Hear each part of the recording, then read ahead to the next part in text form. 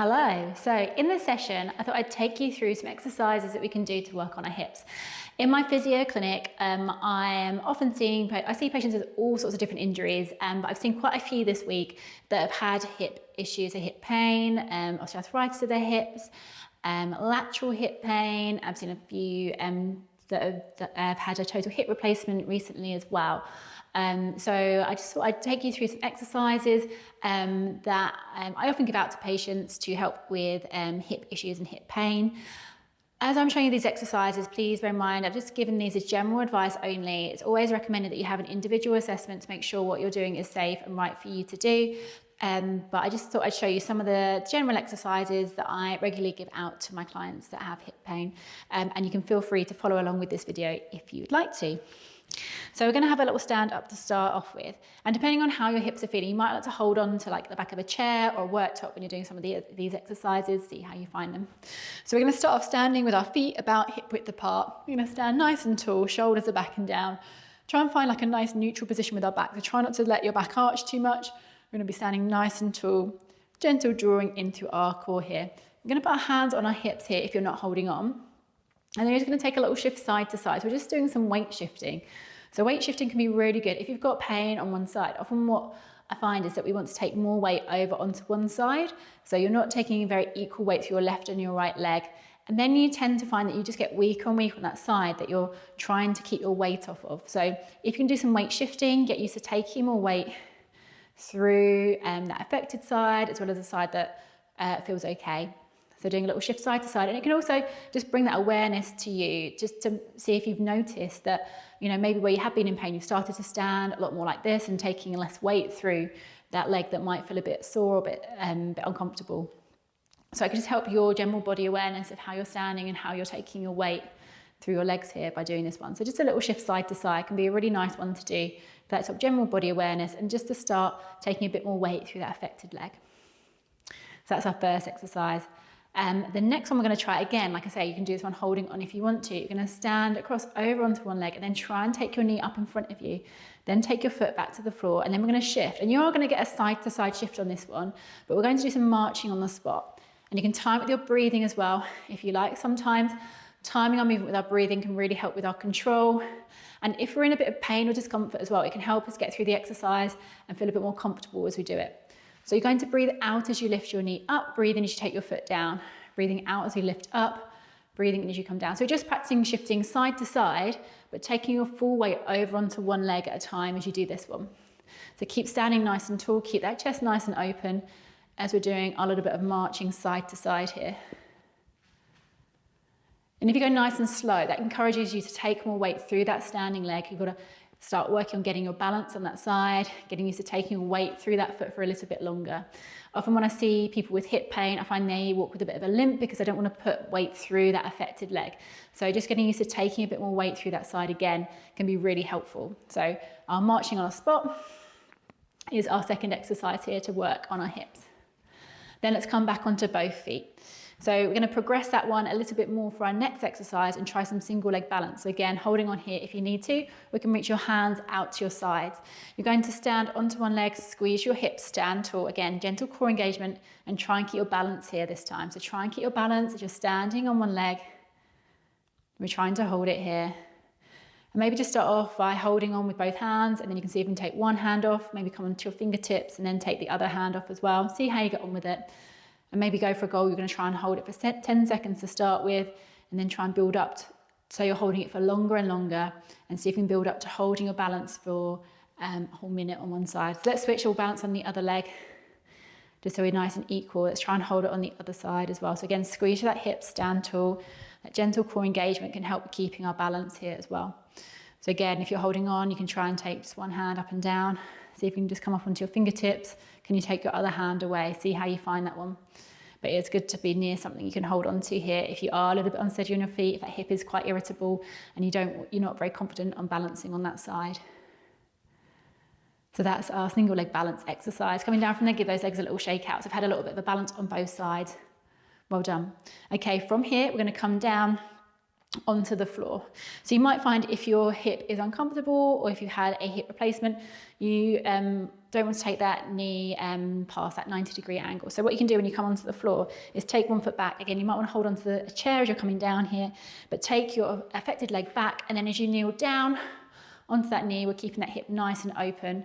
And then from there, you can come down from here, and then you're going to take a lie down onto your back from here. Okay, so turning onto our backs. And then once you're onto your back, we're going to straighten one leg out and have one leg flexed. Okay, so we're going to do our straight leg raise. If you do find getting onto the floor is too much, you could always do this one lying on your bed or on the sofa, so you don't have to get onto the floor as an option.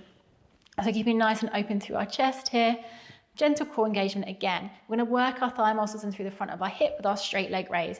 You're going to push your knees straight, so push the back of your knee down into the floor. Take your toes up towards your nose, and you're going to lift your leg up, and then we're going to take it back down.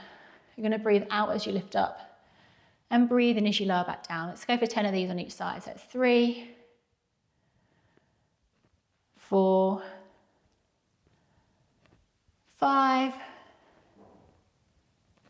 6, try and keep that knee nice and straight. 7, 8, 9, and last one, 10. Slide that leg in, give your legs a little shake out, stretch your other leg away, toes up towards your nose, push that knee down into the floor, and then really squeeze through those thigh muscles, lift your leg up, and then take it back down. It doesn't need to be a high lift with your leg, just maybe taking it to 30 centimeters or a foot from the floor, and then take it back down.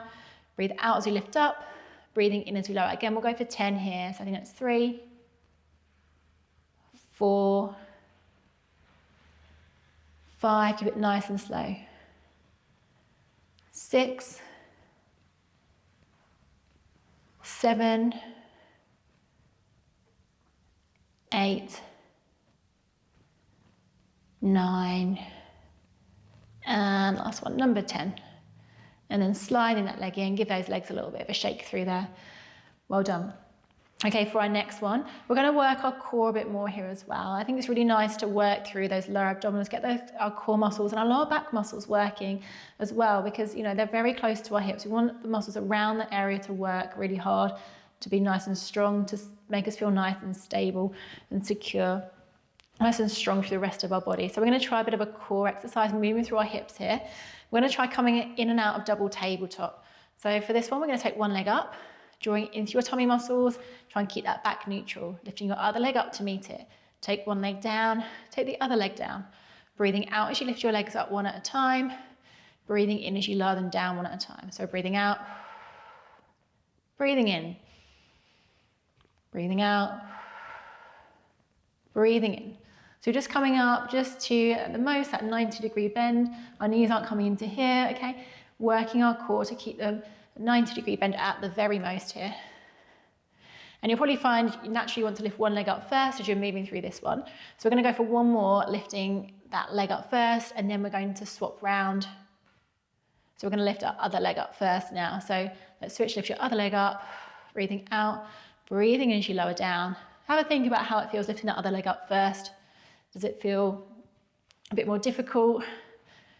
Does it give you any more discomfort, or maybe it feels easier, maybe it feels a bit better to do it that way, even though maybe that's not the natural way around for you to be lifting your legs. I'm going to go for 4 more. And 3. And 2. And last one here. When you've done those last few, again, just give those legs a little bit of a shake through, and they might be getting a bit achy through our thighs here. So give them a little shake out. And then we're going to take a turn onto our sides next. So turning onto your side. And then if you can here, we're going to straighten both legs out. Or if it's more comfortable for you, you're going to bend your underneath leg and have your top leg straight. So whatever feels more comfortable for you, either both legs straight or underneath leg flex and top leg straight. And if you can, hand on your hip, or if your legs are straight and you feel a bit wobbly, take your hand in front of you here. Then we're going to go do our lift and lower. So working through the outside of our hip. Stay nice and long through your body. Again, that core is nice and active. Squeezing through the side of our hip as we take our leg up and down. Breathe out as you lift up. Breathe in as you lower. Sometimes you might find it's uncomfortable to lie on one side. So you might want to put a towel or an extra pillow underneath your hip for a bit of extra padding here. Sometimes that can help. Or sometimes you find having your leg flexed just takes some of that pressure off the side of your hip when you're lying in this position. So breathing out as we lift up, breathe in as we lower down. And we're going to go for about 10 of these again. So we've got 5 more to go. So 5, 4, 3, 2, and last one. Well done. Then we'll take a turn over, even ourselves out. We'll do a few of those on the other side. So taking a turn over, just take your time. And then lying down again, we can have both legs straight, or we can have our underneath leg flexed if that feels more comfortable for you. Nice and long through our body, core engaged, up and down with that top leg. And we'll go for about 10 on this side as well. We're breathing out as we lift up. Breathe in as you lower down. Try and keep your hip nice and open as you're coming up and down as well. So your heel just comes very slightly back behind you. And that will really help you get your glutes working, your bum muscles working, rather than overworking your hip flexors as we do this sideways movement. So we're going to go for 5 more. So 5, 4, 3, 2, and last one. And then relaxing there, give that hip a little bit of a tap or rub if you need. Well done. And then from here, and you get yourself up into a comfortable position.